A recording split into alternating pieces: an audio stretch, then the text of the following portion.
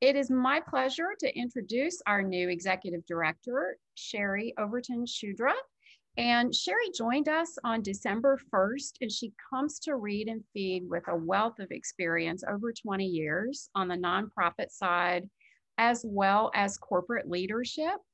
And Sherry just brings a passion, which I'm so excited for her to tell you about, for helping young children with their literacy skills and their early life skills. So I'm super excited for her to share that with you in just a bit. Really, Sherry has hit the ground running since she joined us. She's had to deal with how are we delivering programs during the COVID-19 pandemic. And she's also had to work really hard to figure out how are we going to get our services back on track when we all kind of return, which will be soon. Sherry's got a little note about that today as well. And Sherry's also tasked with growing Read and Feed because, as you know, the more children we can serve, that just is really our objective. So without further ado, we will dive right in and get to know Sherry.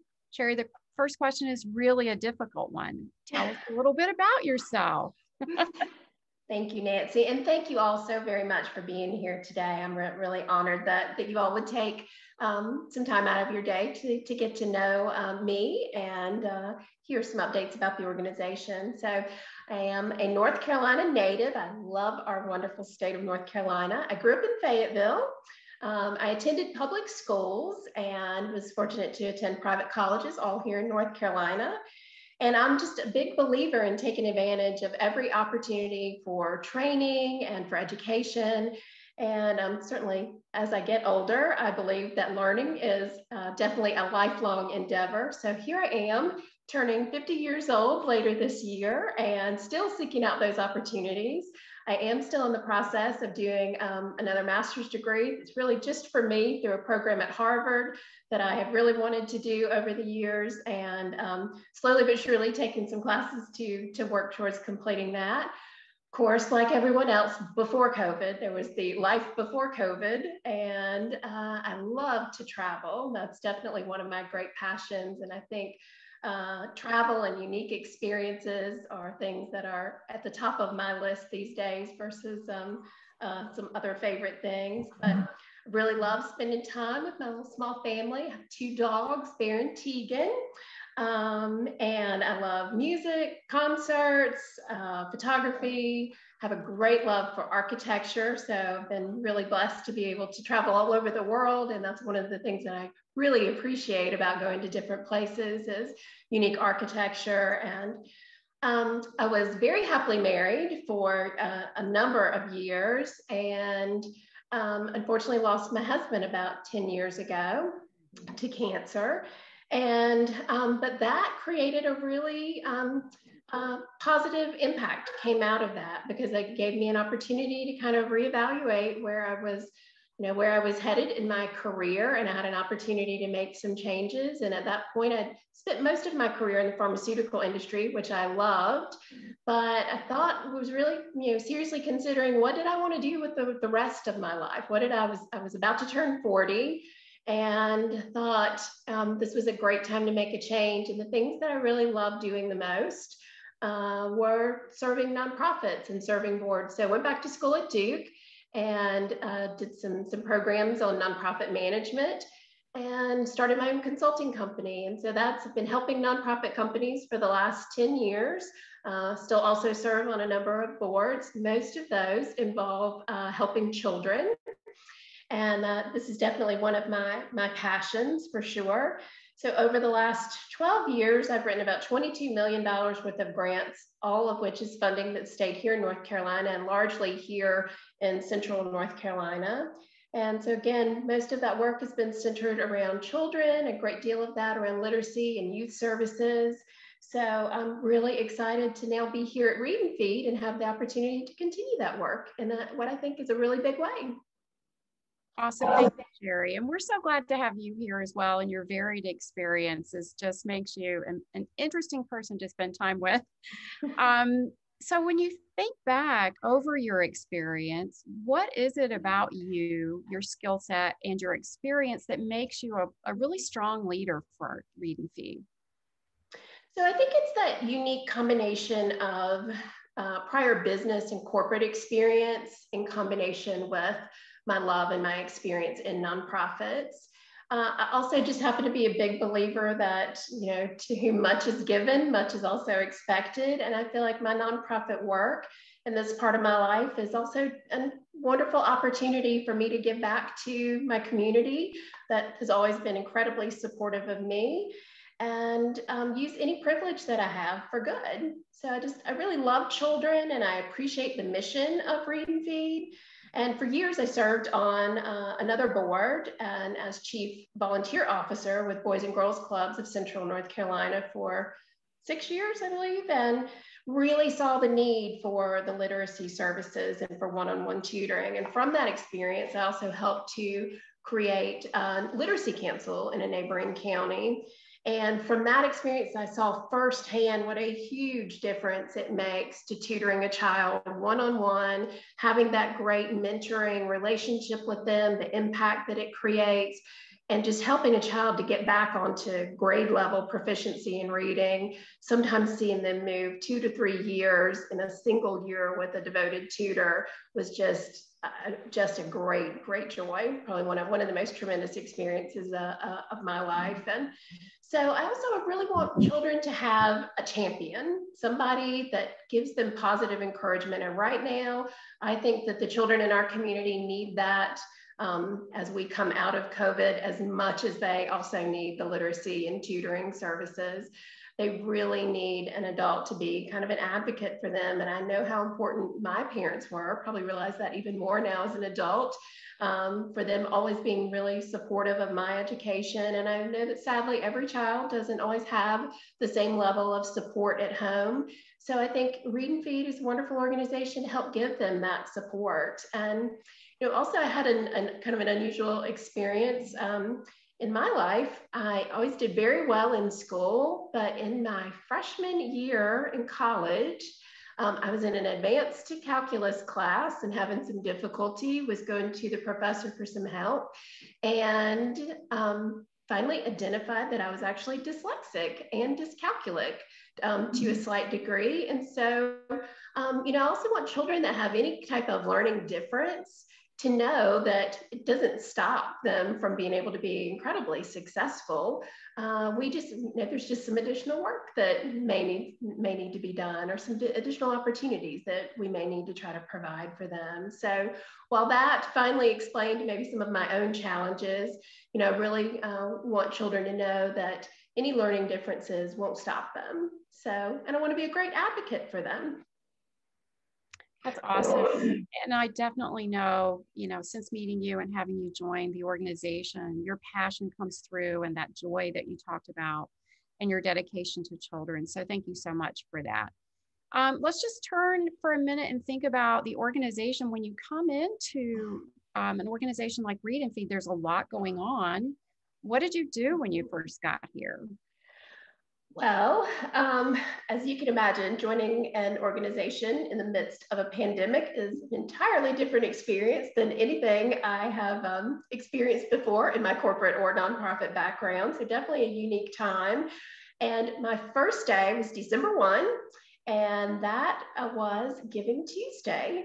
And so some of the wonderful board members that have joined us today participated in, and staff helped to develop a virtual program much like this.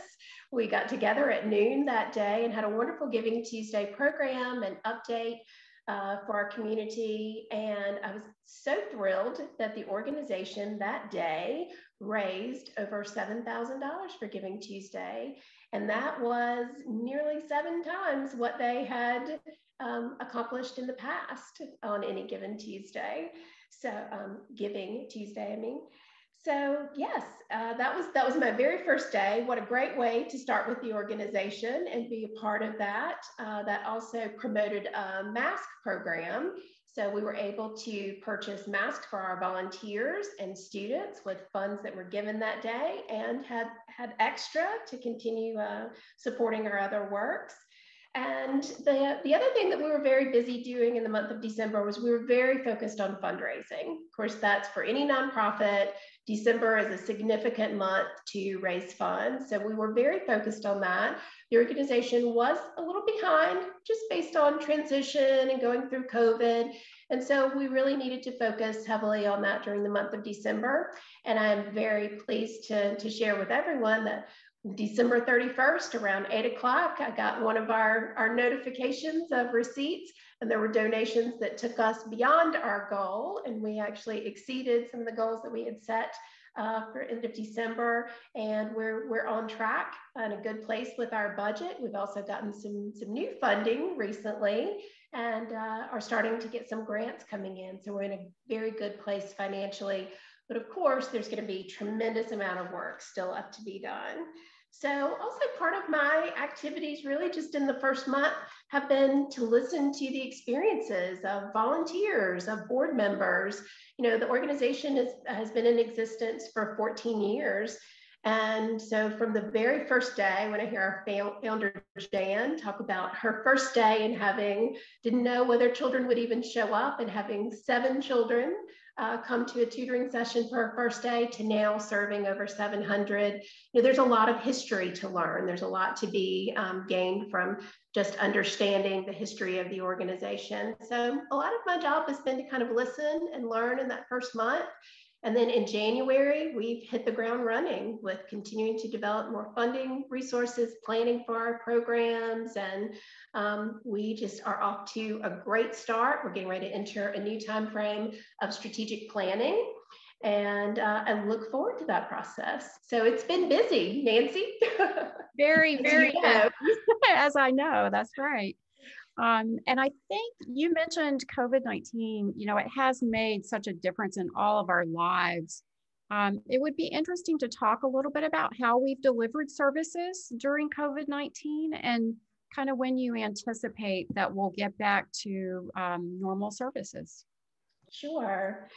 So one of the things that I was most impressed with, even back to when I was interviewing with the organization and asking lots of questions, and then certainly from my process in December, I have been most impressed with what the board and the staff and the volunteers have continued to accomplish in 2020.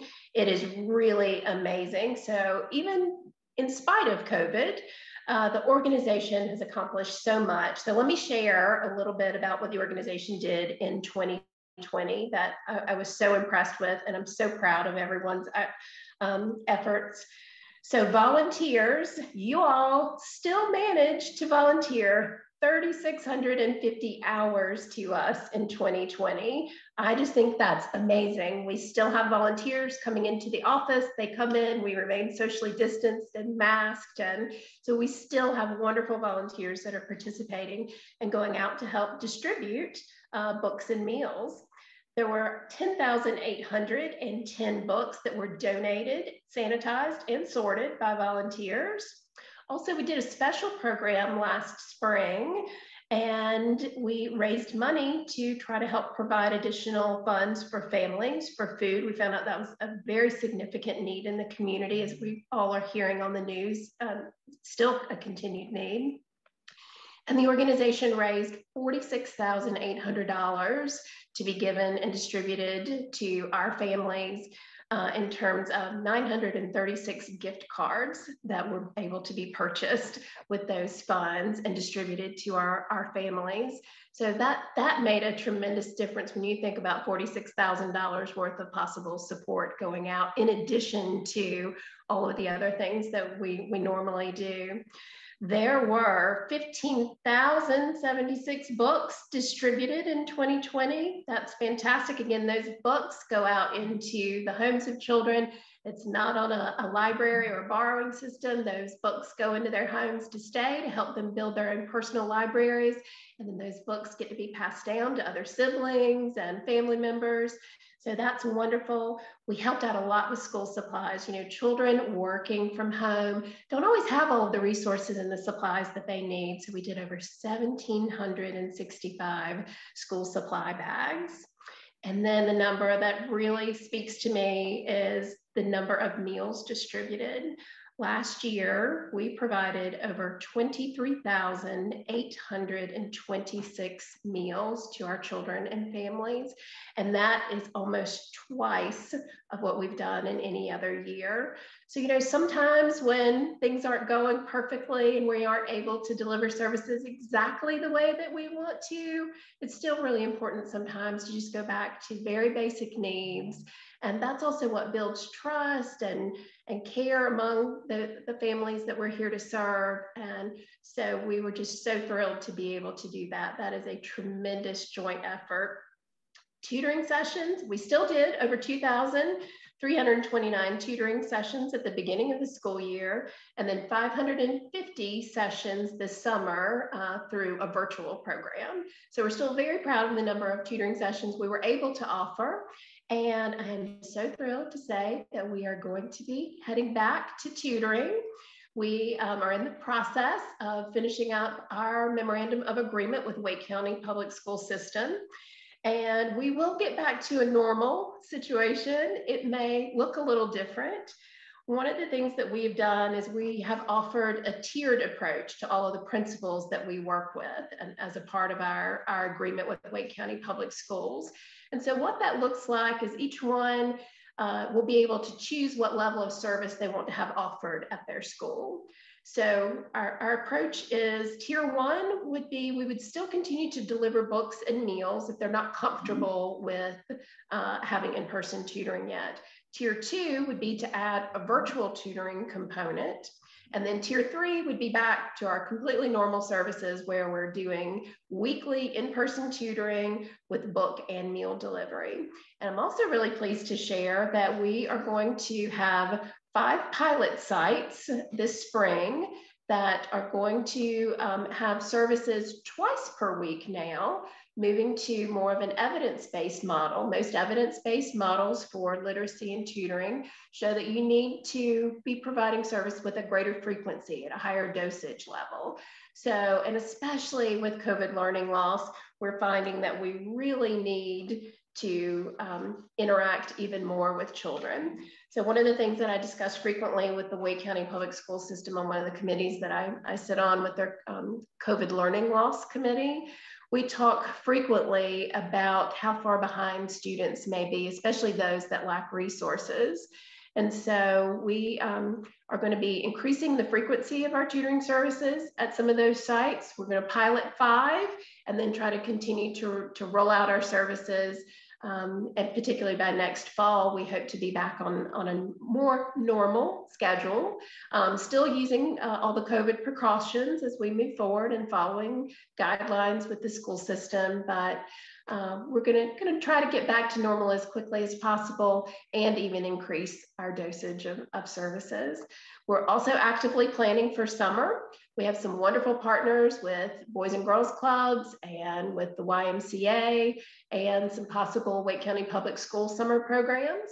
So we have some opportunity for tutoring and providing maybe more intensive programs during the summer. So a new normal is coming very soon. So I think we're going to do a poll at this time. And so I want to kind of pose a question to the group.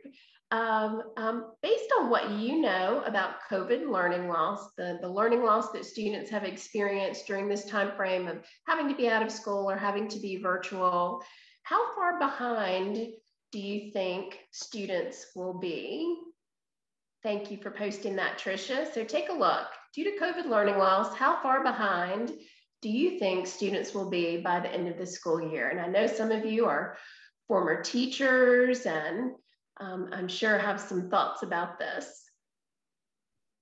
So we'll give everyone just a minute to choose your answer and submit.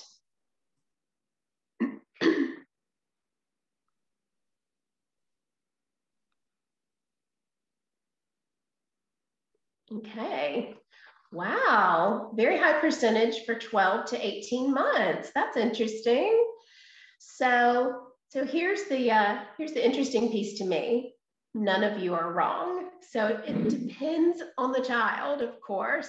So some of the studies out there are saying that children with access to lots of resources may only be 3 to 9 months behind. Children that lack resources or children of color that also lack resources are going to be as far behind as 2 to 3 years. Right now, in my weekly discussions, and I have one at 1:30 today to follow up on the learning loss that we're expecting. We are anticipating the students that we primarily serve at Read and Feed to be 2 to 3 years behind. So, but again, it's going to be very important to work with those students in a one-on-one way to determine where they are. That's awesome, Sherry. Thank you for sharing that with us. And yes, kids are going to be so far behind, and it's exciting to know that we're going to be back soon. I love the 3-tiered approach. So getting back, tutoring in front of those kids is going to be super important. And one of the things that I mentioned at the beginning of the call was, we're also tasking you with some future growth. So let's take a few minutes and talk about what your hopes are for Read and Feed, maybe for the next year to 2 years. Okay. So, well, we're going to be in the process of creating the next strategic plan for the organization. The organization has done a phenomenal job on their previous plan, which runs through the end of this fiscal year for us, through the end of June. And so I'm going to be working closely with the board as we create a new plan for the organization. And so now we have this issue of COVID to deal with that, of course, happened very unexpectedly last year. So in planning around that, we are going to be making some enhancements to our program. We've just recently approved this week adding an evidence-based enhancement to our current program. And by evidence-based, it'll do 2 things. So we are going to increase the frequency on a rolling basis at sites to get everyone up to at least twice per week. So I think that will help students tremendously, the more contact we have with them. We're also going to use about 10 to 15 minutes of our sessions to use a specific enhancement tool that will help to evaluate where students are, to be able to give us more feedback. One of the challenges is we don't have a lot of data right now, and unfortunately, because there was no end of year testing last year or beginning of year testing, we're not sure exactly where students are. So it's really important for us to adopt this evidence-based approach, and it's something the organization has considered strongly over a number of years and done a lot of work and assessment to decide and make the commitment to an evidence-based program. So we're going to be working very hard to address learning loss and working to align ourselves with Wake County Public Schools and our partners like YMCA, also using a similar evidence-based program, and Boys and Girls Clubs, and our churches that offer us wonderful space to come in and tutor and to help support them. We're also going to be addressing more specifically diversity, equity, inclusion. I know that's a topic for most every nonprofit out there now, and for corporations alike, to make certain that we're addressing diversity, equity, inclusion. And the primary point of us doing that is that we want to make certain that the families that we serve, who really most lack resources in our community, most come from or live in some of the areas of significant poverty within our own county here. So we want to make certain that they're receiving equitable opportunities in education and access to tutoring. So we're going to be making some of those improvements. And again, on the diversity piece, we want to make certain that we provide those equal opportunities. And to give you an idea of the population that we serve, last year, I took a look at last year's numbers. And last year, the organization served 66% Hispanic students, 23% Black students, 8% white, 2% Asian, and 1% Indigenous, all low income, all non-grade level proficient readers. So it's very important that we have a diverse program looking at the diversity of the students that we serve.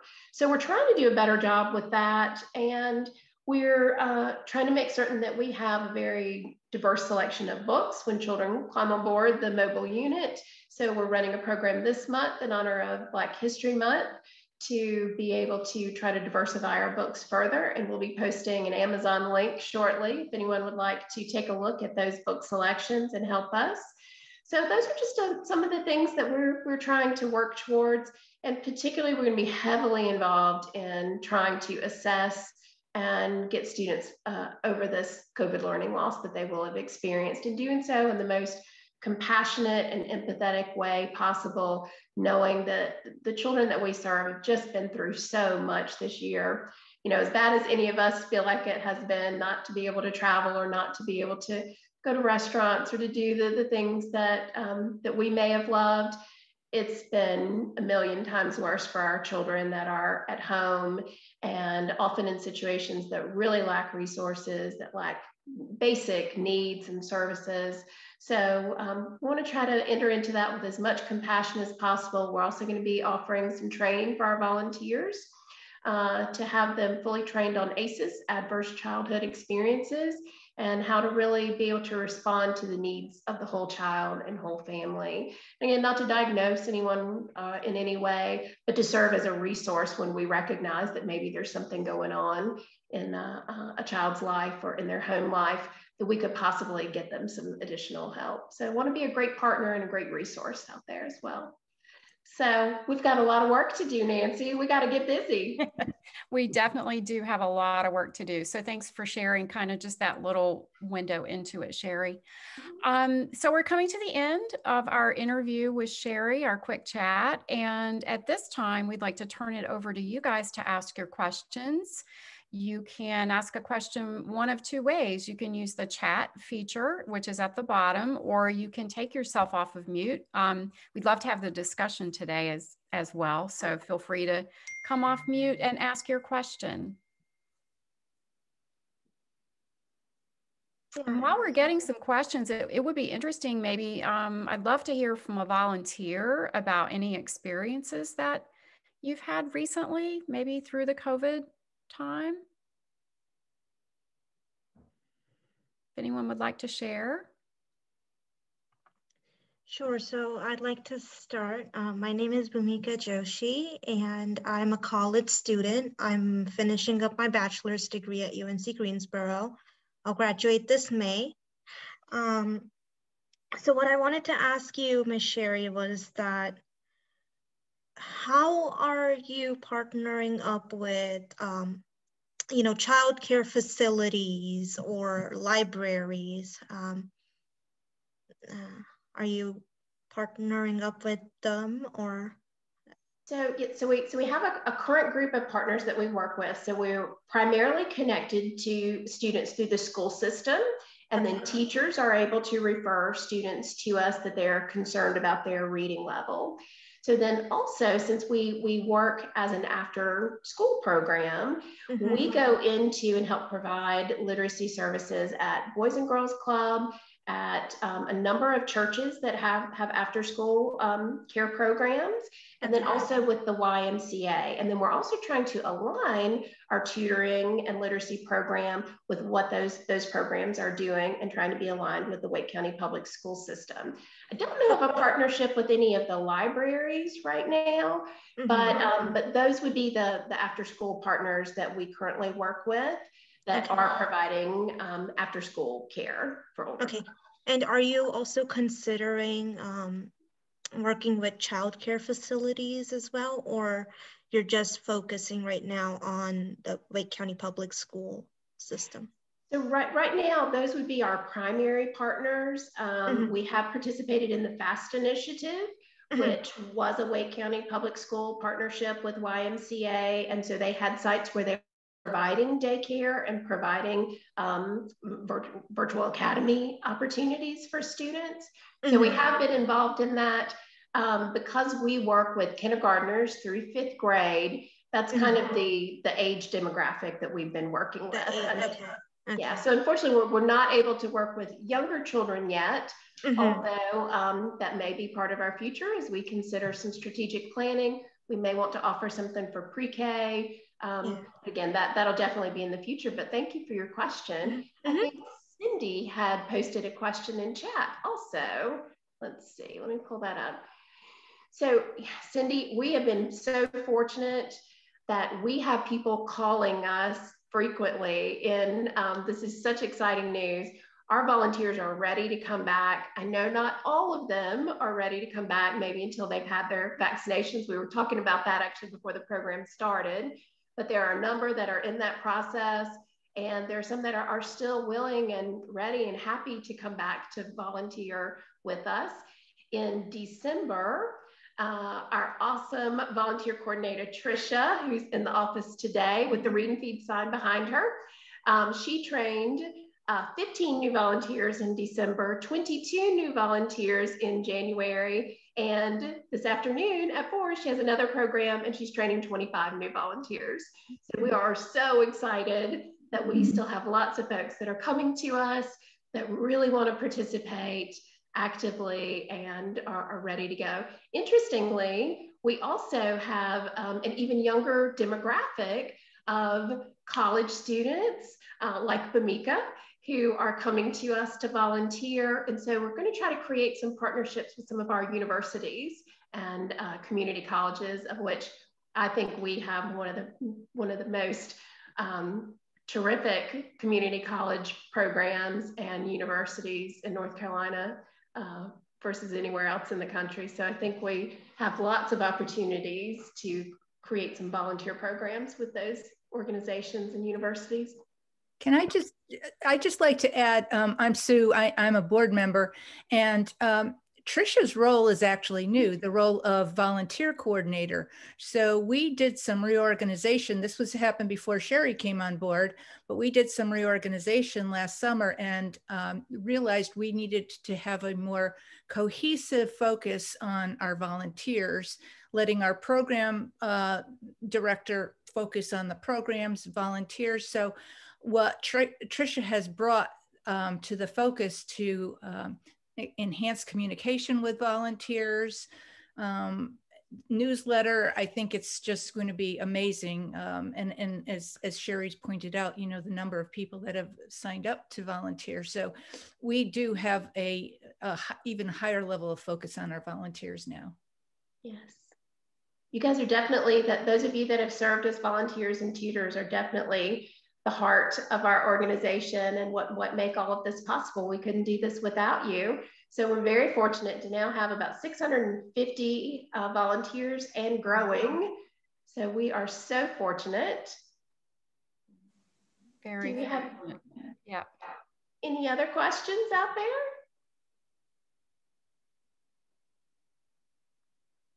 Can I just ask everybody to look on Facebook if you're plugged into Facebook? I just created a fundraiser for Read and Feed with a couple of little news items from this call, and that goal can be raised, folks. Oh, thank you, Carol. Thank you, Carol. You're most welcome. That's awesome. That's so generous of you. Thank you for doing that. Glad to do it. I love Read and Feed. Oh, that's so good to hear. Other questions today? Well, we're really nearing, I know we're just a tad over the bottom of the hour, so we're nearing the end. Sherry, do you want to close us out with a few thoughts? Sure, absolutely. Well, again, thank you to everyone for spending this time with us today.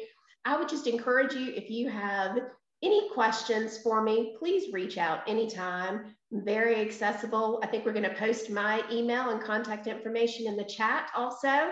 You can find it on our website or just give us a call. If you have questions about volunteer opportunities, we are going to try to get more and more communication out about opening volunteer opportunities as we are moving through this what we hope to be the end of COVID here soon. So we'll try to get more information out about those. But if you have any questions in the meantime, please reach out to Trisha. And if there are opportunities or areas where you'd like to help us and with donations, please reach out to Lisa. She's our development coordinator and just does a fantastic job for the organization. I would bring to your attention that, again, we have a book drive. We're trying to get at least 1,000 books donated this month and to help us diversify our shelves. And we have created an Amazon wish list. And I believe that Lisa's posting that now. So if you would like that link, and we'll also follow up in an email after this call, But if you'd like to help us to diversify the shelves, that would be wonderful. And it's so appreciated. Our students do so much better when they see themselves reflected in the books that they get to choose from. So that's very important to our cause. And then also I would encourage anybody that would like to become a monthly recurring donor. We have a link right on the top of our website. I believe it's our very first page when you go to readandfeed.org and become a recurring donor for us.